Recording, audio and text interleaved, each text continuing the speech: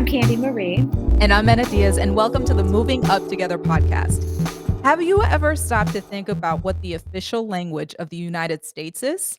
Most of us would probably say English, right? Well, surprise, surprise. The US actually does not have an official language.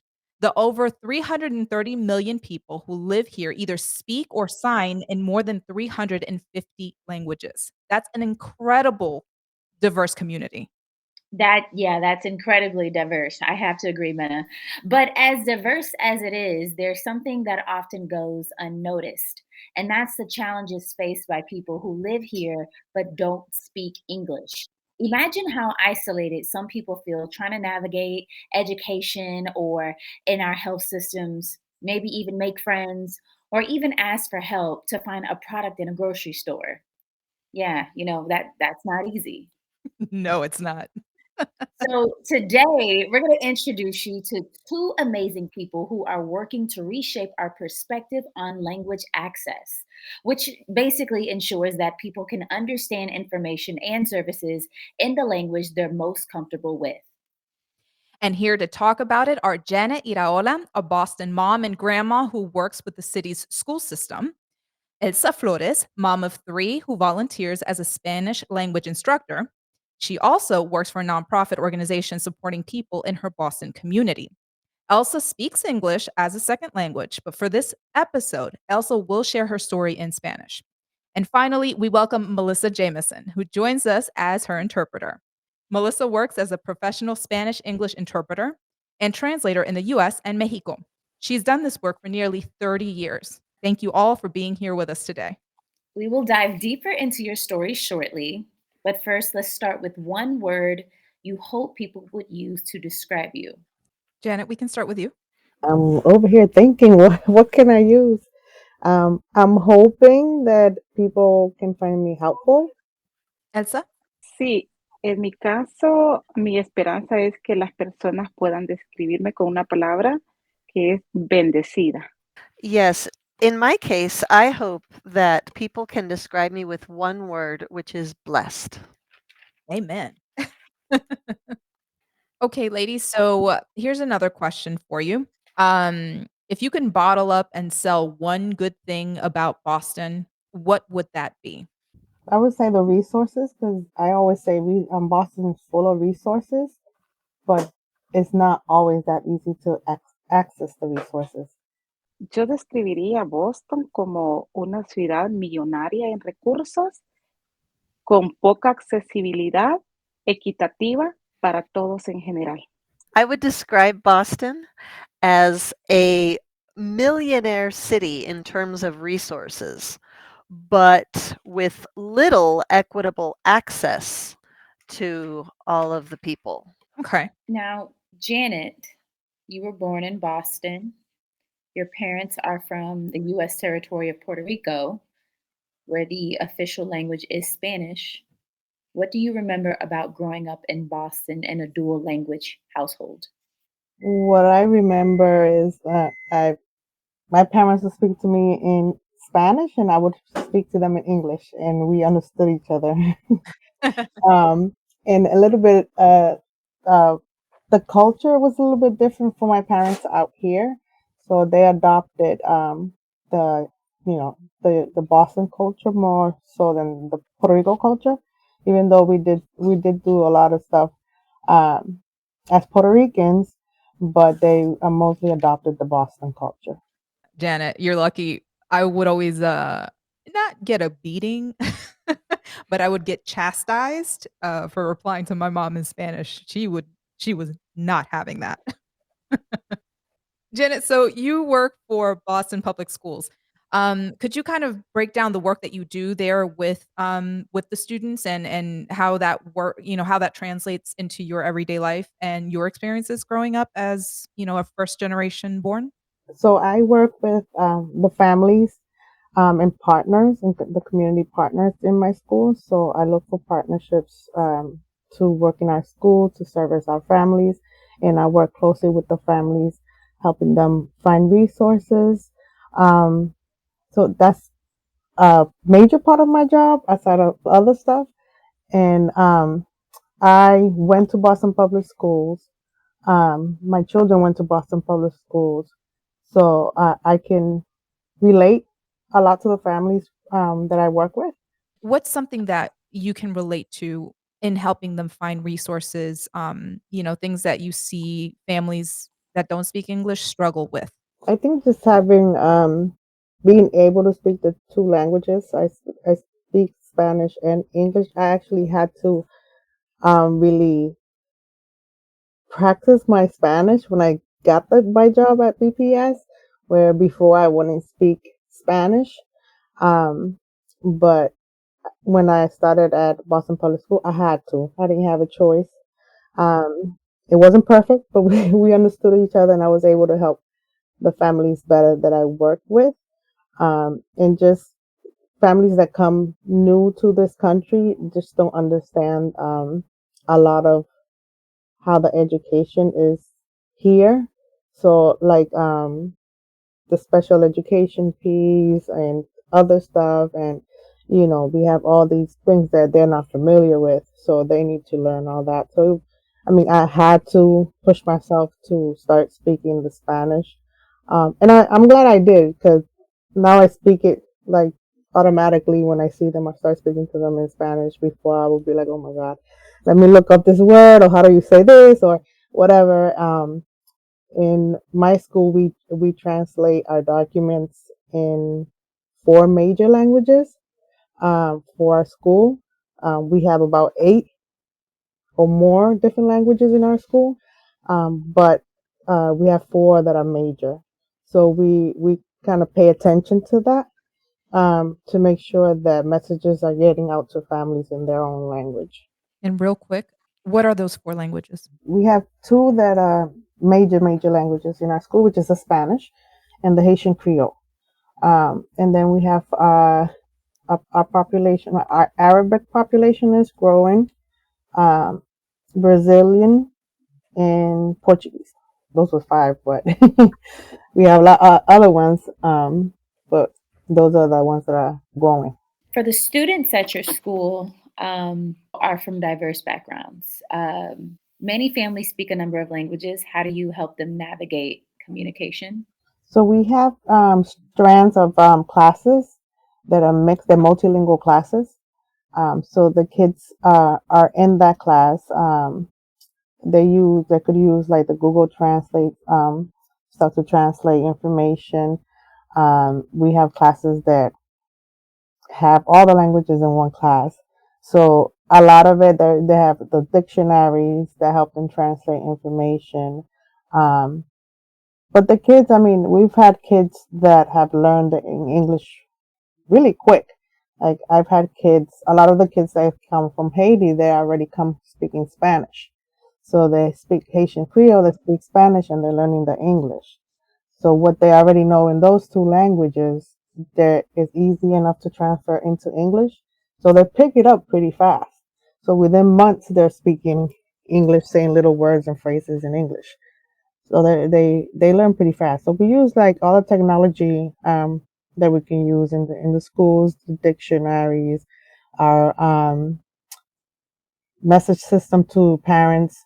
It's translated into the parents' preferred language. So there's a lot that we try to do to get the communication to parents in their language. Candy, you and I have to get on board. These kids are speaking 3, 4 languages. Well, All right? my kids will be speaking 3, 4 languages. Amen. Elsa? The students at your school are from diverse backgrounds. Many families speak a number of languages. How do you help them navigate communication? No trabajo directamente con las escuelas públicas de Boston, trabajo en la comunidad y con familias. En mi caso es diferente porque lo que yo hago es enseñar lo que es la alfabetización para familias con pocas habilidades, leyendo y escribiendo en español, por ejemplo, para poderles ayudar a avanzar en sus metas. Well, I don't work directly with the Boston Public Schools, but I work in the community with families. And in my case, it's a little bit different. I teach literacy skills to families with lower skills, for example, in reading and writing in Spanish, so they can, in order to help them really progress toward their goals. And Elsa, you immigrated here from El Salvador. Um, how was that experience for you, coming here? And was Boston the first city that you came to when you came to the United States, or was there another? En mi país, El Salvador, soy maestra de profesión y decidí emigrar para los Estados Unidos y llegué a Boston por primera vez, me encantó Boston, viajé un poco para mi país de regreso y regresé nuevamente para quedarme acá en Boston, viviendo todo este tiempo acá. In my country, El Salvador, I am a teacher by profession. And I decided to immigrate here to the United States. And I arrived to Boston first, and I loved Boston. I love the city. And I traveled back and forth a little bit to El Salvador at first, but I always came back to Boston. This is where I've lived the whole time that I've been here. And for those of us who don't know where El Salvador is, can you tell us where it is and a little bit about your country? Definitivamente, El Salvador es un país muy pequeño, ubicado en Centroamérica específicamente, y un país que durante los tiempos que yo emigré para acá era totalmente diferente. Hoy, en la actualidad, gracias a Dios, ha hecho un proceso de transición muy excelente con muchos cambios positivos, donde podemos encontrar seguridad, donde podemos encontrar salir a las calles tan tranquilamente, ir a hacer turismo, a hacer paseo y todo fuera de peligro porque es muy, muy seguro con un presidente que está haciendo un excelente trabajo en mi país, El Salvador. Definitely. El Salvador is a very small country, which is located specifically in Central America. And um, it is a country that has really changed in a very positive way since I came here. When I came here, it was very different. Today, thank God, it's gone through a huge transition and there's been a lot of positive change. And now we can find security there. We can feel safe going out into the streets, traveling, even going to tourist places with no danger. We have a lot of security now, thanks to our president, who is doing an excellent job in my country. Now, Elsa, speaking of your country, when you transitioned to the United States, you only spoke Spanish. What was that transition like? What sorts of challenges did you overcome? Definitivamente el primer reto que encontré fue la barrera del idioma, porque no hablaba inglés. No podía comunicarme con nadie en la escuela de mis hijos. Antes el sistema escolar de Boston era muy, muy diferente también. La mayor parte de empleados ahí solo hablaban el idioma inglés. Entonces, no había gente que tal vez hablara español en algunas escuelas. Era muy difícil para mí cuando asistía a reuniones, por ejemplo, y no entendía nada lo que los maestros decían, lo que el principal decía en las reuniones, debido a que no entendía nada de inglés. Retomando ese desafío, decidí involucrarme a asistir a escuelas, a aprender un poco el idioma inglés, debido a la situación que no podía comunicarme con otras personas, ni con las escuelas de mis hijos, ni en las clínicas, en ningún lugar. Well, definitely the first challenge that I faced was the language barrier because I didn't speak English. And so I couldn't communicate with anyone practically at my kids' school. And back then, Boston Public Schools was really different. Most of the employees there only spoke English. And so there weren't people who spoke Spanish in a lot of schools. And so it was really difficult for me. I would, attend meetings, and it would be really difficult because I couldn't understand what any of the teachers or the principal were saying because I didn't understand English. So, given that challenge, I decided to seek out um, English classes and English as a second language program because I couldn't communicate with people, not at my kids' school, not at clinics, not anywhere. Elsa, you sought classes to better yourself in the sense of learning English and being able to navigate um, now your new city. How did you find community? Did you find people to help raise you up? How was that experience for you, finding people who were like you, who spoke Spanish and also English? Empecé a involucrarme en grupos de nuestra comunidad latina, porque definitivamente habemos muchos latinos acá en Boston, pero esos grupos, por ejemplo, de familias, empezamos como que a levantar un movimiento de padres latinos, grupos, comités de padres, en donde nos agrupábamos una vez por semana para hablar sobre nuestras preocupaciones en nuestro propio idioma, en español, obviamente.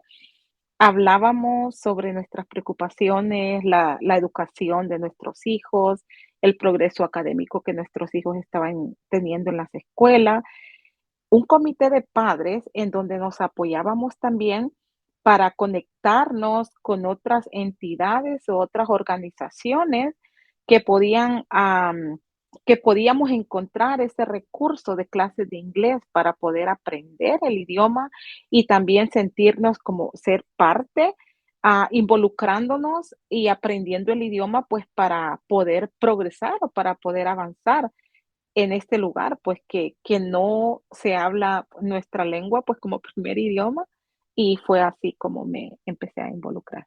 Well, I started getting involved in groups in the Latino community because there are a lot of us Latinos in Boston. But those groups of families, we really started a movement of Latino parents. Um, in these groups, we would meet together once a week and talk about our concerns in our own language, in Spanish, of course. And we would talk about our concerns about the educational system, about the academic progress of our kids. And so it was parents committees that really got us connected with other organizations that could help us find resources like, for example, ESL classes so we could learn English, and really start to feel a part of this community and really get involved in groups in this community where our language is not the first language that is spoken here. So that's how I started to get involved. Elsa, you work as a volunteer teaching Spanish as a second language to people in your community. Why is it important for you to give back in that way? Es muy importante para mí porque algunas veces como comunidad latina, nuestros hijos, por ejemplo, son nacidos acá en este país, pero es importante pensar en que la mejor herencia que podemos dejar a ellos es nuestro idioma, el español. El español, un idioma tan hermoso, tan maravilloso y que nos abre puertas de apoyo, de ayuda para nuestra gente acá en este país, cuando el inglés se vuelve una barrera para ellos. He ayudado y he apoyado familias, por ejemplo, a que algunas veces nuestros hijos se les hace difícil aprender el idioma español. Entonces llega un momento en que nuestros mismos muchachos necesitan un poco de refuerzo para aprender el idioma español. No solamente hablarlo, no solamente entenderlo, también leerlo y escribirlo. Una regla principal, por ejemplo, en mi casa es que acá nosotros no hablamos en inglés, ni mi esposo ni yo. siempre en español.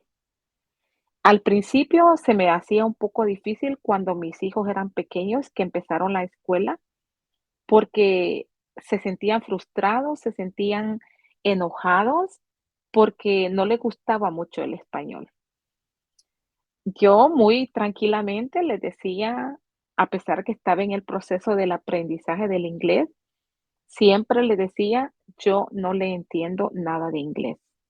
Así que usted me va a hablar en español.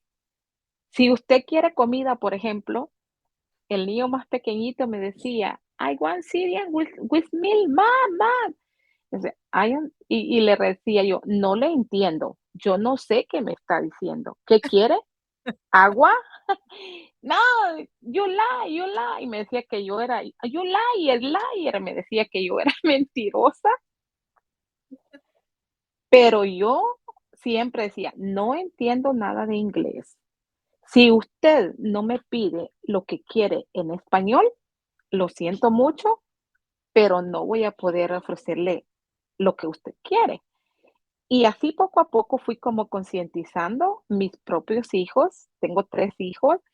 Ellos hablan muy buen español, lo entienden muy bien. El hijo mayor, ah, entiende bastante más y habla como que un español más como el de nosotros 2, mi esposo y yo, como con un español más rebuscado o más entendible, fácil, con un acento muy bueno que los otros 2 pequeños, pero lo hablan y lo entienden. Y el mayor propósito de apoyar es no solamente sentir la necesidad en mi familia, en mis hijos, sino también sentir la necesidad que otros niños, que otra familia latinas, que yo pueda brindarles un apoyo y aprender muy bien el español como segundo idioma, que los convierte en bilingües y de hecho los conlleva a mejores oportunidades de vida y servicio para nuestra propia gente. So something that's really important, that's been really important for me, um, this is something that's really important for me because sometimes in our Latino community, our own children who are born here, um, they don't speak Spanish. But I think it's really important because I think that the best inheritance that we can give them is our language, Spanish. It's a beautiful, marvelous, wonderful language, and it opens doors for people. When English is a barrier for others, I've been able to help people. Um, because of being able to speak both languages. And sometimes it's difficult for our kids to learn Spanish. And so they need to learn not only to speak and not only to understand spoken language, but also to read and to write. Um, and so in my house, we have a really important rule, and that is that we don't speak any English, just Spanish. And that is something that my husband and I have both always done. And at first, when my kids were young, it was hard. They would get angry, they would get frustrated. Um, I would just tell them, I don't understand English, even though I was learning English at that time. But I would say, if, for example, if you want to eat, I'd say in Spanish, you have to tell me what you want. And they would say in English, I want cereal with milk. And I'd say, in Spanish, I'd say, I didn't understand you. What do you want? Water? And they would get so angry at me and they would say, you're lying, you're lying, you're a liar. um, but I would just stay totally calm and I would say, I'm sorry, I don't speak English. So if you don't ask me in Spanish, then you're not going to be able to get what you want. I'm sorry, I won't be able to give you what you're asking for. So little by little, they got used to it and spoke more and more Spanish. And now all 3 of my children speak Spanish. The oldest is the one who really speaks it very much with a kind of accent and the way my husband and I speak it. And the other 2 not as much, but they do all 3 of them speak it. And this is also important, I tell them so that they can help other people who don't speak English, and besides that, it gives them additional opportunities in life, for different things that they can do, working with our own community. I love that. And I love that you're maintaining your culture and you're passing it on. That's very important. Very happy to hear that. And just to add to that, Elsa, you remind me a lot of my mom. My mom always said, "Don't ever lose your language," even though I was born here in the States, because it would open doors. Um, so that reminds me a lot of my mom, and an example of that was I was at the bank, couple weeks ago. A gentleman walks in, he can't speak English at all, only Spanish, and I mean no English, and, he was trying to deposit money. He was in the wrong bank, a completely different branch, and, the teller could not communicate with him, uh, he was trying to explain that he couldn't help him because he's not even in the right bank, and I leaned over and I was able to explain to him, "Sir, you're not gonna be able to do this, process here because you actually need to go up the street to this bank on this street in this corner." The Once he understood what was happening and I was able to translate, the look of relief on his face was probably it made me feel so good to have that little bit of effect that at least it gave him a sense of relief and, "Okay, okay, I understand what's happening." And it was just a joy for me to be able to do that. So I love that you said that, you want your children to be able to, do that as well. Just to, continue with that, Elsa, you chose to speak Spanish during this interview today.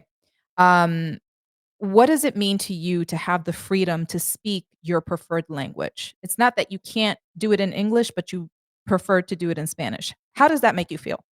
Amo mi cultura y llegar en mi propio idioma para mí significa sentirme orgullosa de mis raíces, de mi idioma y del respeto a la justicia del lenguaje, porque hay muchas personas ahí en la comunidad que al igual que yo viví esta experiencia difícil de no hablar el idioma inglés, se dificultan cualquier tipo de comunicación y gracias a UpTogether por respetar mi decisión y hacer valer la justicia del lenguaje. I love my culture, and being able to speak in my own language means, for me, it means a lot of pride in my roots and my language, and respect for linguistic justice, because there are a lot of people who, like me, previously, can't speak English, and it makes all kinds of communication more difficult.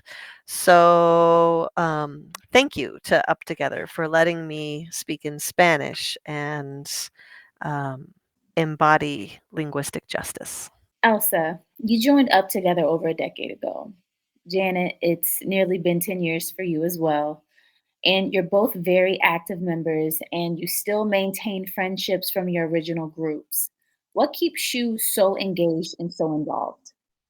En mi caso, ah, pienso y creo mucho en la misión de UpTogether, que me ha brindado muchas oportunidades.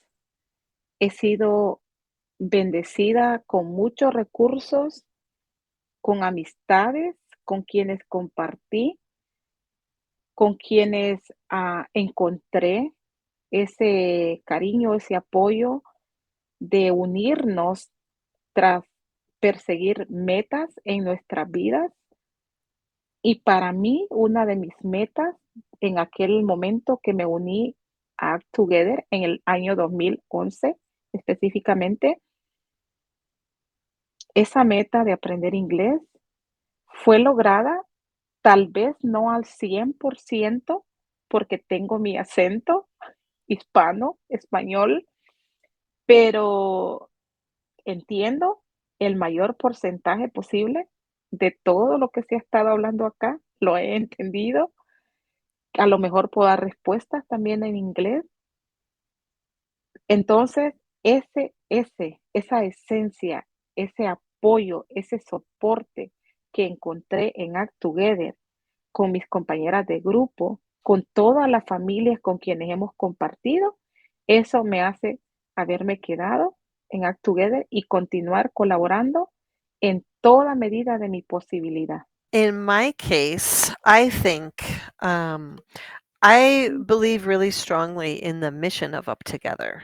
Um, UpTogether has given me many, many opportunities. I have been blessed with many resources, with friendships, people with whom I have shared, and I've found that mutual support and affection and warmth um, when we have come together to pursue our own goals in life. And for me, when I joined UpTogether in 2011, my main goal at that time was to learn English, and I've achieved that. Maybe not 100% because I still have my Spanish accent, but I understand what's being said. I've understood everything that's been said here, and maybe I could have probably given my answers in English, but it's that essence of support that I have found in UpTogether, with other friends from UpTogether and other families that has really made me want to continue to give back as much as I possibly can. And Janet, um, you're both very active members and you still maintain friendships from your original groups. What keeps you so engaged and so involved? When you guys said almost 10 years, I'm like, really? I couldn't believe that it was almost 10 years. Um, but like Elsa said, I think the opportunities to connect with other people. Um, I mean, Elsa and I are a lot of different groups together. We see each other a lot. um, but I think it's because the what Up Together believes in the community, in families. Um, and I want to continue, I want to be a part of that. I want to be able to, maybe my experience might help someone else, or if one of my friends' experience or somebody I connected with. Um, so I love being part of the community and being part of programs in the community. And I've learned, not only have I gotten opportunities Up Together, but I've learned a lot too, because I've heard from other people in different places, not just in Boston. So I've heard what other people are doing in their community, what's working in their community, and what challenges they're facing. So it opens up my view bigger than just Boston, so I can see a more um, a different kind of view and try to get information from other places. And it's cool to connect with people outside of Boston, outside of Massachusetts, actually. So it's kind of cool to hear all that, and I mean, that's why I've stayed connected, because I know I'm always learning something, and it's an agency that gives back to the community and to families. I love it. Um, and I just wanna say languages in the United States, I can't speak for any other country, but in the United States has been tricky.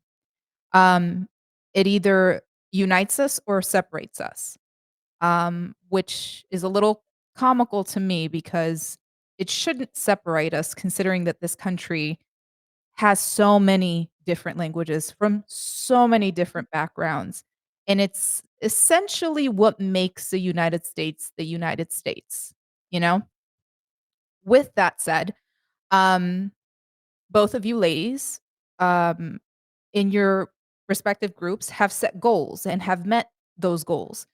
Why is it important to you to continue with these groups and with, these actions that you are doing both in Boston Public Schools and tutoring and teaching people Spanish, so on and so forth? For me, I'm gonna say because the need is still there, um, and because you know, like we, we started at a certain place and learn how to move up, um, and meet our goals. And whatever I learned, I want to be able to share with others, and help them meet their goals. So, I mean, the need is still there. There are people that want to meet their goals. And if I've experienced it and I found something that works with me, I'm going to share it. In my case, this is a great opportunity to me to speak a little bit in English. So about my goal, as I mentioned before, my main goal was to learn English. So I remember it wasn't easy to me because my first language is Spanish and my accent is so so hard when I try to think in a different language than uh, my Spanish. So, but I can let the others know about that. If I could, they can do as well. So, if we had a goal and we try on our best to get that goal, everything is possible. So, I would like to see uh, the others in the community feel like me, like supporting them to gain or to get the main goal.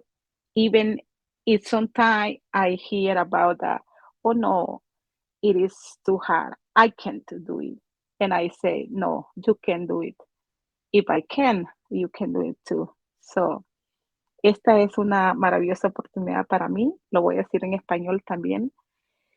Em, dirigirme a las personas ahí en la comunidad, que hablar un poquito sobre la meta principal que yo tuve cuando llegué a UpTogether fue aprender inglés. No fue fácil, tampoco es difícil. Si yo pude hacerlo, también usted puede hacerlo. A mi comunidad latina, que sienta el apoyo, que sienta que no están solos y que todo lo que queramos lograr en la vida como meta es posible poniendo nuestro mayor esfuerzo. Gracias. Okay, all right. So this is one of our favorite segments of the show. It's called Free Game. It's an opportunity for our amazing guests to speak directly to the leaders and the doers. And this is exactly how we're going to structure this. So, what we want to know is what are some specific challenges that working with families in Boston face? And how do you believe Janet and Elsa, lawmakers can address them effectively? Quizás el mayor reto que enfrentamos como comunidad latina en Boston es algunas veces no sentirnos incluidos, algunas veces sentirnos discriminados en racismo por la barrera del idioma, probablemente, porque pertenecemos a países diferentes, aún siendo humanos. Mi mensaje para nuestros representantes, para los políticos, para legisladores, para representantes de la ciudad,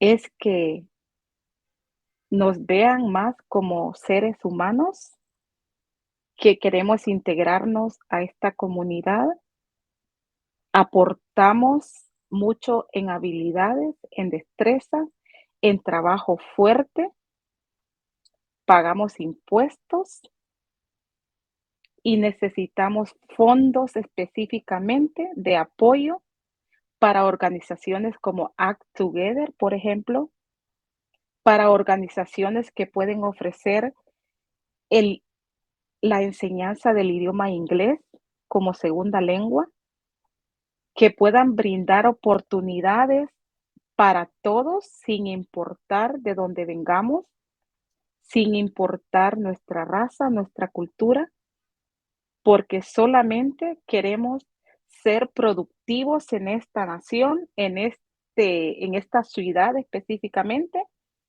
y que provean todos aquellos fondos necesarios para que como comunidad latina y toda la diversidad que Boston tiene en este momento, podamos sentirnos incluidos y representados también, porque cada uno de ustedes, representantes de la ciudad, legisladores, representantes estatales, se deben al pueblo y deben de trabajar para el pueblo, con equidad, sin racismo ni discriminación. Muchas gracias. Perhaps the biggest challenge that we face as the Latino community in Boston is sometimes not feeling included and sometimes feeling discriminated because of racism, probably because of the language barrier. Because we belong to different countries, even though we're all human beings. And so, my message to representatives of the city, to lawmakers, um, is that they see us as human beings um, who want to contribute something. We pay our taxes, we work hard. Um, and so I think I would ask for more funds for community organizations like UpTogether, and organizations that can provide classes for English as a second language and that can provide opportunities to everyone, regardless of where we're from or our, um, you know, our culture, our race. Um, we only want to be productive citizens of this country and of this city. And so um, we need funds for programs um, because we all want to feel included and represented. Because you, um, representatives at the city level and state lawmakers, you should serve and represent people equitably and with justice and without discrimination. So I 110% agree with Elsa. So just want to put that out there. And what I would add to that is making Boston livable again. Um, we have a huge housing issue. Um, we don't have equitable housing in Boston. A lot of people are struggling with housing. Um, and another thing that I would say probably I've been seeing in the news a lot about the guaranteed income that will help so many people get on their feet and be able to live in Boston. I mean, we have people moving out of Boston that grew up, lived in Boston their whole entire life, and now they're moving out because they can't afford Boston. So I feel housing is a huge issue that needs to be um, paid attention to and really hear from the people that are going through it. I feel like if they were to listen to what people are going through, um, I hear a lot of stories where I work. It's not fair. It's not equitable. Families should not be going through what they're going through. I mean, they come here for a better life, to live the dream. And what they come to is huge struggles, huge barriers, um, benefits not being accessible to them, not having people that speak their language to help them. So it's uncomfortable for new people that come into our country expecting it to be a better life for them, and they presented with a wall. So I would push for that, more funding for programs like this one, so we can grow and help the community more. Elsa, Janet, and Melissa, thank you guys so much for being here with us today. Thank you for sharing your stories. And thank you for just, giving us different perspectives on your lived experience, either, immigrating to this country or growing up in this country and the challenges that still we face as immigrant communities, with our children, with our upbringing, with even just trying to find jobs and looking for a better life. We appreciate you guys. And Melissa, to give you a bit of a break, Melissa, Janet, Elsa, muchas gracias por estar con nosotros hoy día. Muchas gracias por compartir su historia de inmigración, de ser primera generación nacido aquí, y en poder compartir con nosotros las dificultades de las comunidades inmigrantes y que no hablan inglés como el primer idioma. Y, es básicamente que gente que viene aquí buscando una vida mejor y ojalá podamos seguir logrando eso pasito a pasito. So, thank you, ladies, so much. I appreciate you.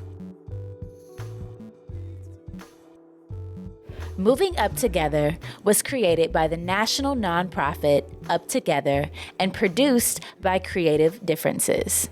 If you enjoyed this episode, please subscribe and leave us a review on Apple Podcasts, Spotify, or wherever you listen to your podcasts.